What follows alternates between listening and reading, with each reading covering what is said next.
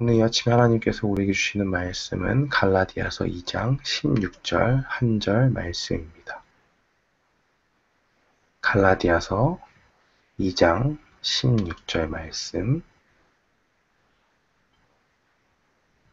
우리 다 찾으신 줄 알고 한 목소리로 함께 봉독하겠습니다. 사람이 의롭게 되는 것은 율법의 행위에서 난 것이 아니요 오직 예수 그리스도를 믿음으로 말미암는 줄 아는 고로 우리도 그리스도 예수를 믿나니 이는 우리가 율법의 행위에서 아니고 그리스도를 믿음으로써 의롭다함을 얻으려 함이라.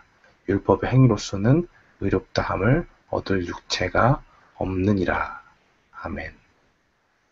저는 오늘 본문 말씀 갈라디아서 2장 16절 말씀을 통해서 복음의 진리라는 제목으로 주의 말씀을 선포하겠습니다. 이 바울은 2장 전반부에서 자신이 받고 전한 복음이 예루살렘의 사도들과 동일한 복음임을 확인합니다. 이로 인해서 사도들은 각각 각자의 사역이 있음을 인정하였습니다. 바울의 복음이 예루살렘의 사도들의 받은 복음과 다르다며 공격한 유대주의자들의 주장을 무력화시킨 것이죠. 오히려 이 사건을 통해서 예루살렘의 사도들은 사도 바울과 하나가 되고 각자 받은 그 부르심대로 유대인과 이방인에게 복음을 전하고자 하는 것을 결의합니다. 이 갈라디아서 2장 1절로 10절까지의 말씀만을 보면은 사도 바울이 야고보와 또 게바 그리고 요한과 하나가 되는 그 아름다운 동역의 모습이 그려집니다. 서로의 권위를 인정하고 격려하는, 그래서 아름다운 공동체를 이뤄나가자 이방인과 유대인에게 복음을 전하자 하는 그 결의의 모습들을 보면서 우리는 아름다운 공동체의 모습을 발견할 수 있습니다. 그런데 2장 11절은 느닷없이 사도 바울과 베드로 사이에 있었던 사건을 우리에게 보여줍니다. 게바가 안디옥에 이르렀을 때에 책망할 일이 있기로 내가 저를 면책하였노라. 12절과 13절 말씀을 보면 야고보에게서 온 어떤 이들이 이르기 전에 게바가 이방인과 함께 먹다가 저희가 오매 그가 할례자들을 두려워하여 떠나 물러가매 남은 유대인들도 저와 같이 외식함으로 바나바도 저희의 외식에 유혹되었느니라. 사도 바울은 베드로가 안디옥에 왔을 때 그를 크게 나무랐다고 말합니다. 왜냐하면 베드로가 안디옥에 와서 이방인들과 함께 먹고 있는데 식사를 같이 한 거죠.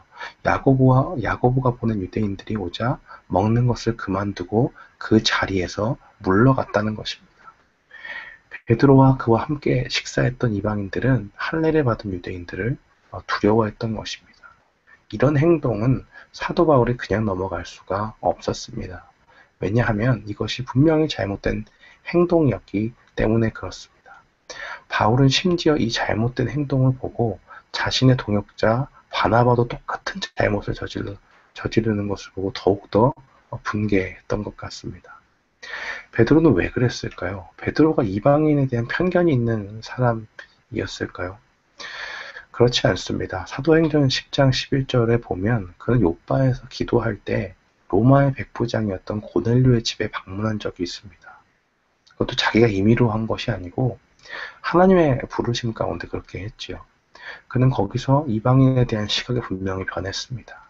베드로가 부정하다 생각하는 이방인도 예수님을 믿으면 주님 안에 한 형제가 된다는 것을 깨달은 사람이었습니다.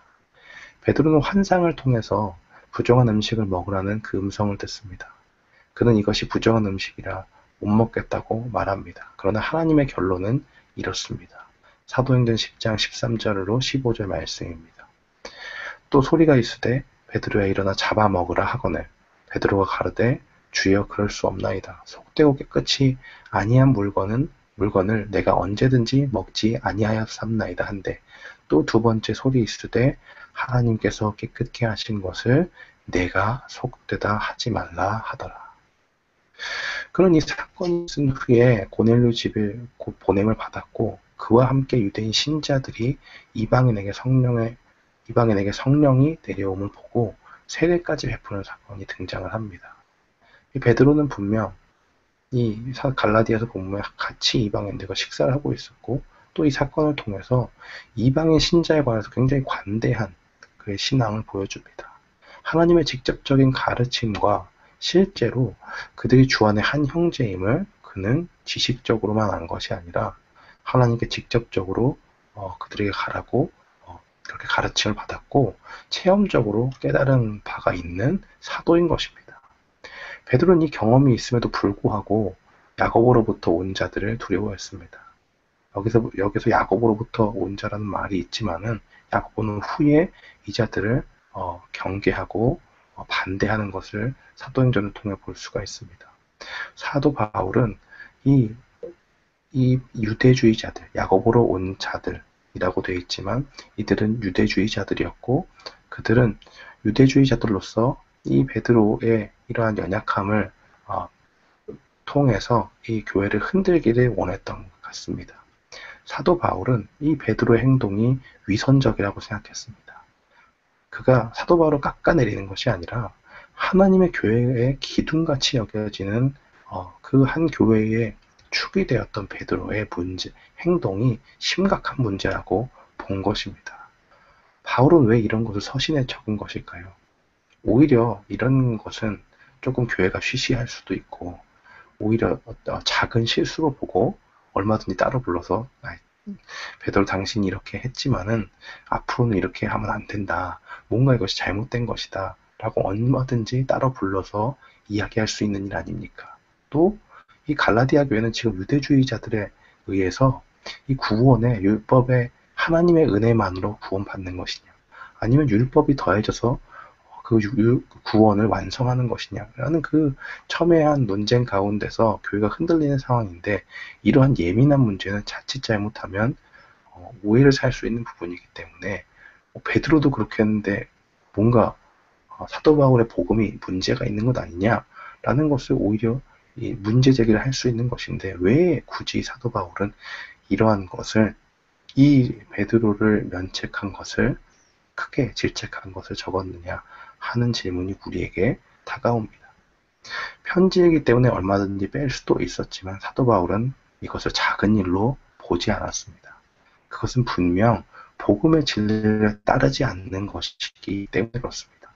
14절 말씀을 보십시오. 그러므로 나는 저희가 복음의 진리를 따라 바로 행하지 아니함을 보고 모든 자 앞에서 게바에게 이르되 내가 유대인으로서 이방을 줬고 유대인답게 살지 아니하면서 어찌하여 억지로 이방인은 유대인답게 살게 하려느냐 하였노라. 바울은 모든 사람이 보는 앞에서 베드로를 책망했다고 적고 있습니다. 베드로의 행동이 바로 복음의 진리를 거스르는 것처럼 보였기 때문입니다. 바울의 이야기는 그런 것입니다. 우리가 다른 복음을 전하면 자기 사도 바울 자신이든 하나님의 보냄을 받은 천사라고 할지라도 또 그 어떤 사람이라고 할지라도 이것은 질책받아야 마땅한 것이다 라고 이야기하는 것이죠. 심지어 사도행전을 크게 나누면 사도 베드로와 사도 바울의 이야기로 압축할 수 있는데 그렇게 초대교회의 임무가 중했던 베드로마저도 만약에 복음의 진리에 떠난 행동을 하게 된다면 이것은 분명히 짚고 넘어가야 되고 그것은 반드시 책망을 받아야 한다는 것을 사도 바울은 보여주고 있는 것입니다.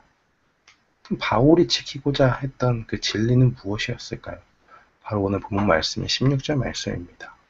사람이 의롭게 되는 것은 율법의 행위에서 난 것이 아니요 오직 예수 그리스도를 믿음으로 말미암는 줄 아는 고로 우리도 그리스도 예수를 믿나니 이는 우리가 율법의 행위에서 아니고 그리스도를 믿음으로써 의롭다함을 얻으려 함이라. 율법의 행위로서는 의롭다함을 얻을 육체가 없느니라. 그는 이방인이든 유대인이든 상관없이 인간은 누구나 하나님 앞에 죄인이고 그 죄는 십자가에 달려 돌아가신 예수 그리스도의 죽음에 의해서 해결되었다는 것을 그것을 진리로 여기는 것입니다. 그러므로 유대인인 우리가 이방인과 함께 먹지 못할 일이 없고 그것이 잘못이라고 여겨지는 모든 행동은 거부해야 한다고 말하는 것이죠. 복음의 진리는 예수를 주로 고백하는 모든 이에게 하나님의 은혜가 주어졌고 그들이 구원받았다라는 것입니다. 유대주의자들의 주장과 같이 구원하는 어떤 율법에 조건이 더해질 수 없습니다. 하나님의 은혜로만 우리가 구원을 얻는다는 사실입니다. 이 이야기는 단순한 초대교회의 다툼을 다루고 있는 것이 아닙니다. 오늘날 우리에게 교회가 반드시 지켜야 할 것이 있음을 우리에게 가르쳐 줍니다. 그것은 하나님의 은혜로 우리가 구원받았다는 이 중대한 진리를 오늘날 우리 교회가 지켜나가야 하고 이것을 전파해야 한다는 것입니다. 세상은 구원을 얻는 다양한 방법을 제시합니다. 우리가 공부를 많이 하면 철학적인 질문 가운데 대답하고 또 질문하고 대답하는 가운데 우리가 구원을 얻는 그러한 것들을 얻을 수 있지 않느냐라고 이야기합니다. 어떤 사람은 다원론을 이야기하면서 다양한 길로 구원을 얻을 수 있다라고 이야기하면서 등산로를 이야기하죠.